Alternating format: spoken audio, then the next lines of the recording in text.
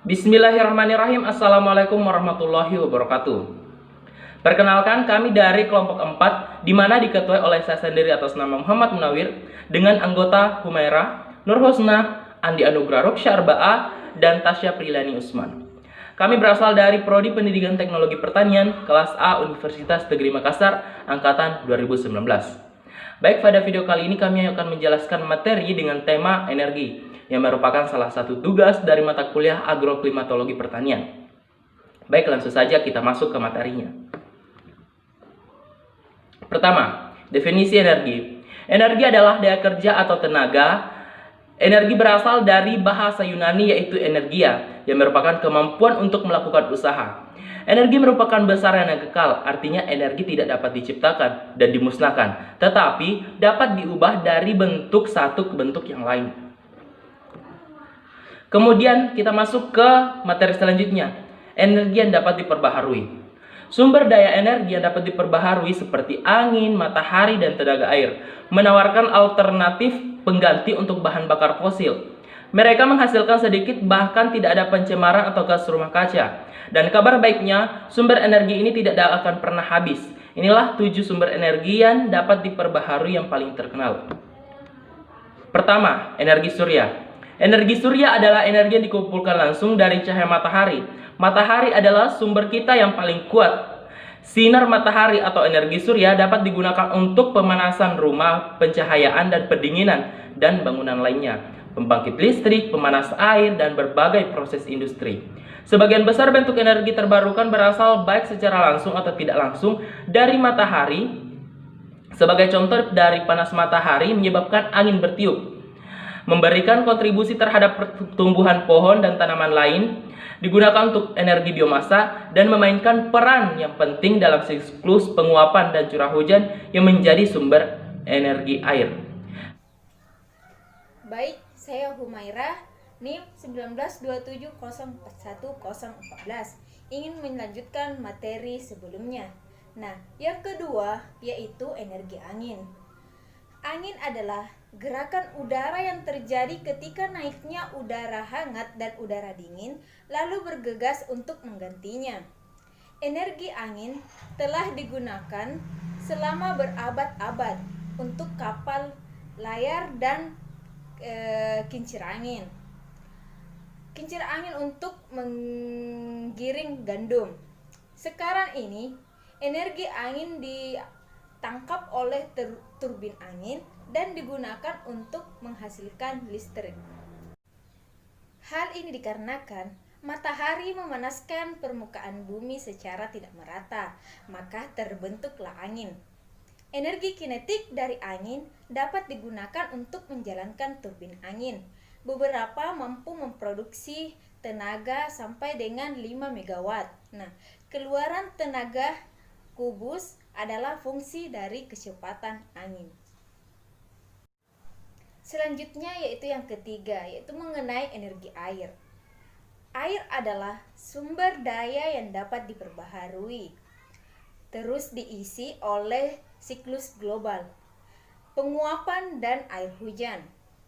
Panas matahari menyebabkan air di danau dan di laut menguap dan membentuk awan.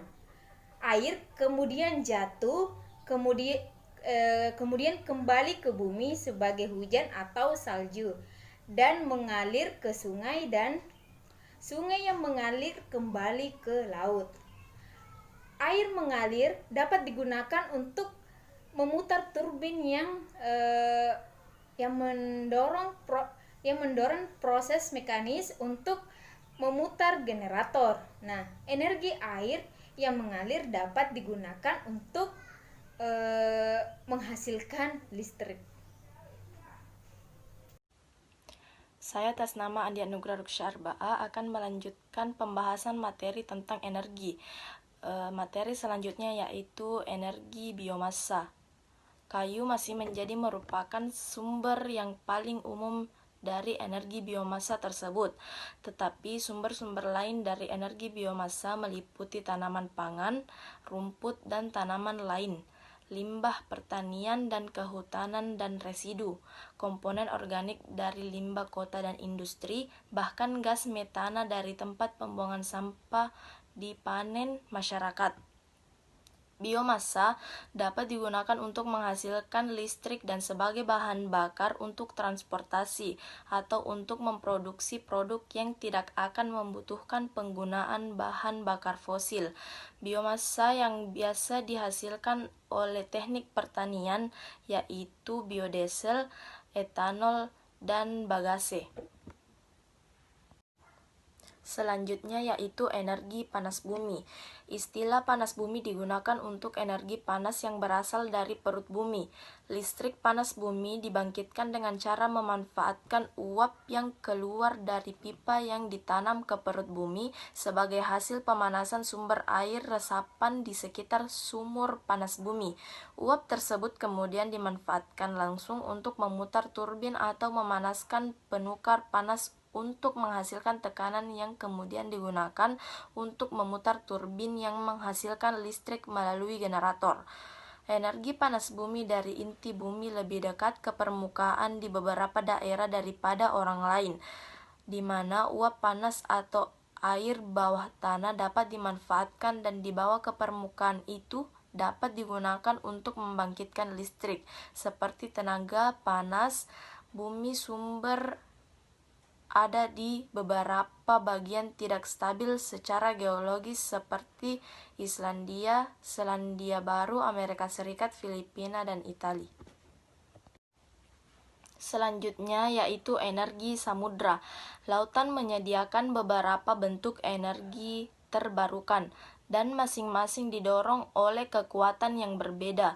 Energi dari gelombang laut dan pasang surut dapat dimanfaatkan untuk menghasilkan listrik, dan energi termal laut dari panas yang tersimpan dalam air laut dapat juga diubah menjadi listrik tersebut. Meskipun pada masa sekarang energi laut memerlukan teknologi yang mahal dibandingkan dengan sumber energi terbarukan lainnya. Perkenalkan, saya atas nama Nur Husna, NIM 192704007.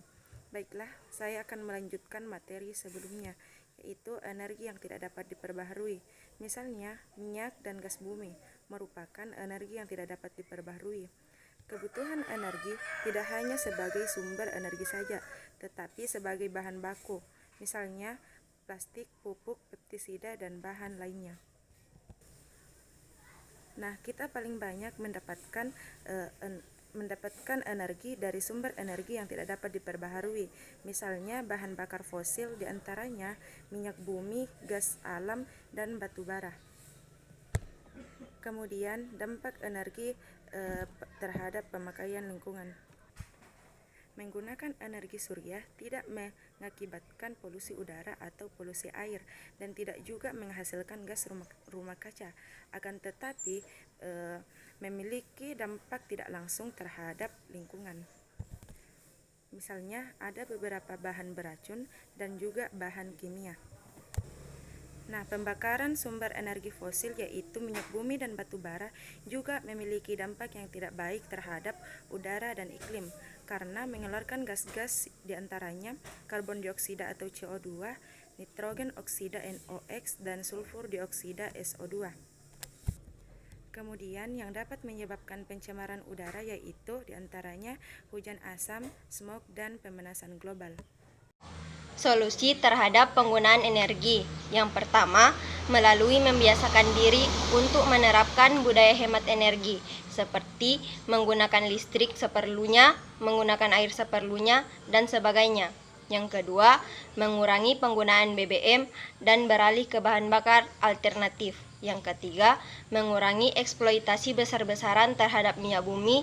Kesimpulan dari materi yang kami bawakan adalah: yang pertama, energi adalah daya kerja atau tenaga.